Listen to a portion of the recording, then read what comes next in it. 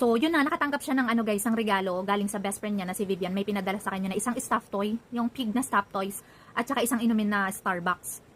Tapos guys, eto na, dito na nangyari yung trahedya guys. Maya-maya lang, may lumapit na lalaki sa kanya at tinanong kung siya ba si Valeria. Habang naka-live siya, kitang-kita na ng 3 beses. At ang pinaka nakakataka dito, doon sa dulo, yung pag-end ng live, nakita ang muka ng isang babae at ang babae na yon ay ang kanyang tauhan na si Erica.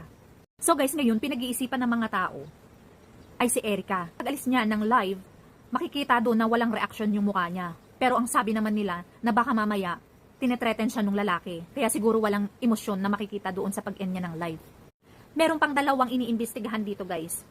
Si Vivian na kanyang best friend. Alam nyo ba na si Vivian na best friend niya, dati daw nagkaroon na sila ng alitan. At to the point na talagang ayaw na nila makita yung isa't isa. So lately na lang daw sila ulit naging magkaibigan. So yung mga tao parang pinag-iisipan yung best friend niya na baka mamaya merong inggitan sa pagitan nila. At yung isa guys, yung ex ni Valeria. Kasi dati daw parang nababalita na inaabuso daw si Valeria nito. At isa pa, yung ex daw niya is makapangyarihan o yun nga mayaman, powerful, talagang malaking tao ito. So yun, 3 silang parang iniimbestigahan sa kaso na to. Wala pa tayong update kung sino na ba yung nakasuhan.